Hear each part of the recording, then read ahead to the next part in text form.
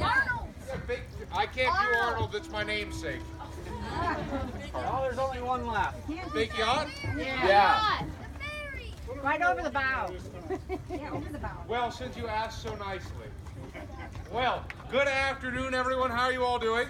Good. Oh, come on, people. I know it's the afternoon, but how are you all doing? Good. That's better.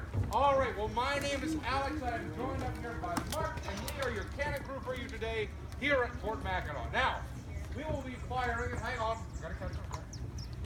This model 1841 6-pound smoothbore field gun. Now, quick, repeat that back to me. Field gun. Hey, you did it! I don't think I've ever had anyone do it before.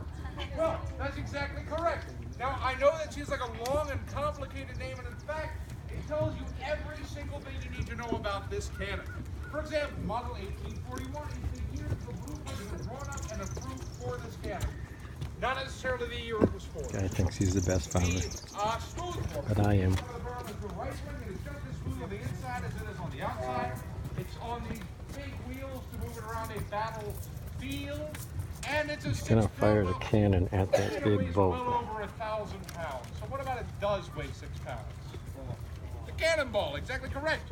This model 1841 6-pound smoothbore field gun can take a 6-pound cannonball and lob it up to a mile.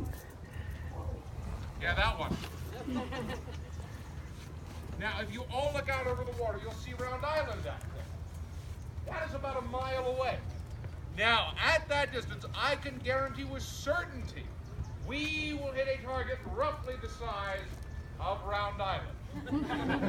Not exactly an accurate. He's throwing out a lot of jokes, but we're gonna hang in here. For how heavy this ball is and how much damage it would probably do if it hit you, I ain't going to pass it around. But as you just saw when Mark dropped it, it's rather heavy. Be very careful. Don't drop it on your foot or your neighbor's foot. They'll be very angry. So we'll let that make its way around. We do need it back. I know it seems like a great opportunity for a souvenir, but you know, I could never live with myself if one of you actually had a 6-pound cannon and fired it at somebody. But there are a few things that are kind of wrong with this cannon because it is pretty inaccurate. But that's all right, because in the 1880s, the period that me and Mark represent, this is actually a national park. And national parks are not often attacked, so it doesn't really matter. They sent us a 40-year-old antique, which is wildly inaccurate, because we're only using it for ceremonial purposes. We're firing it off in the morning when they raise the flag, in the evening when they lower the flags, on important holidays like the 4th of July or the President's birthday, or even for the first boat of tourists to come over the water after winter. So today, we're going to fire one off for all of you.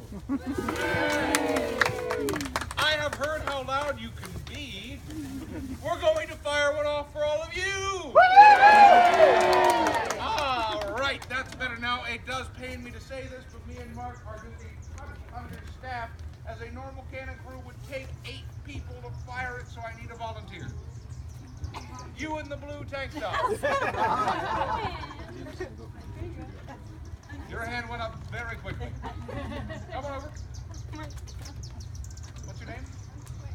Quinn? Yeah. Very nice to meet you, Quinn. You ever fired out of a cannon before?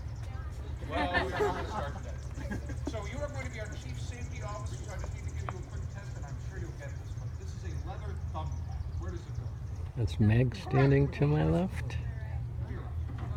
Whenever I need you to cover up that hole right there, no matter what happens, do not move.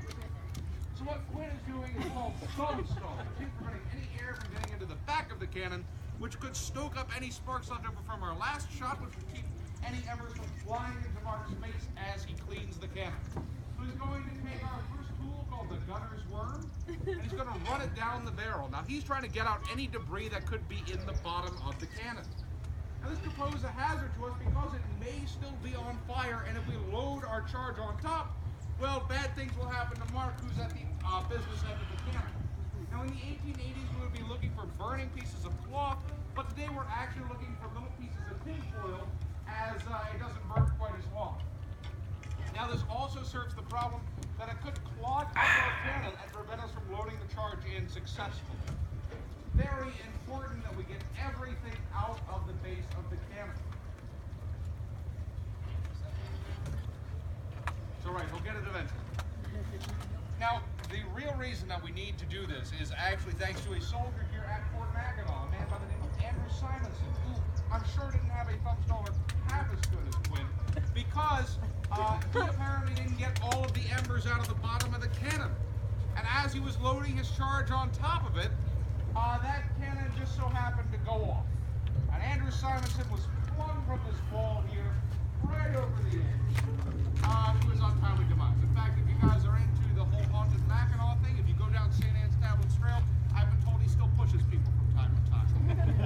Now, the next tool we have is called the wet swab, basically a big dirty sponge on the end of a stick. Sorry, I didn't think this would be so long. Run down the barrel. Now, this will extinguish flames in one of two ways. One, thanks to introducing moisture to the barrel, and two, thanks to Quinn's great thumb stalling, we should have created a vacuum. So when Mark pulls it out, heard that little clunk, that was the vacuum breaking and air rushing back into the cannon. We should feel safe to load. With that, Quinn, I will tell you that we will need to take over as we're going to start handling some live gunpowder. I want you to keep your thumbs. So, go ahead, join your friends, give them a thumbs up, show we still got them. All right, so Mark is going to take our cannon charge, 3 ounces of gunpowder, and he's going to load that into the cannon. Now, in the 1880s, to fire a salute shot, it would have taken 10 ounces of powder, but that tends to rattle windows, knock paintings off walls, scare horses, and they don't let us do that anymore. And he's seeding it with a curved ramrod. Now, you'll remember that Andrew Simonson story. That's the other reason we use this, because it puts marks just slightly off to the side of a loaded cannon. And, well, I just don't have the people to replace it. So we'll wheel this forward into firing position. And Mark is going to begin priming the cannon. So he's going to take a brass spike called a gimlet and poke a hole in the charge that we just loaded in. Now, the reason we use brass is because brass will not spark, which would be good because, as Quinn can attest, standing right over that hole if the cannon was to go off would not be good for the person standing over it. Now, he's making a hole for this. This is called a friction primer, an invention of about the same time as the cannon. It's basically a brass tube of gunpowder with a tiny explosive on the top called fulminate of mercury. Now, in that fulminate of mercury is a pin, and what do you do with the pin? Pull it, exactly correct. Pulling it will create friction, which will make a spark in the fulminate of mercury, which will shoot down the tube of gunpowder onto our cannon charge, firing off our cannon for all of you here today. Now, I have been talking since 10 o'clock this morning, and my voice is going to start to go if I have to continue talking for the rest of the day. So, I'm going to ask for all of your help in firing the cannon. So the command to fire the cannon, don't fire it, is ready, fire. So, when I bring my arm up like this, you're all going to say ready. He said, When I bring command it down, is you're all ready, going to say, fire. Let's fire. get practice, Mark, practice. He's been firing guns all day, he's practically deaf. Ready! Fire! One more time with feeling. Ready! Fire! All right. So with that, I will warn you, you should cover your ears or take out your Pretty cameras, good. whichever is more important to you. This will be pretty loud. Ready!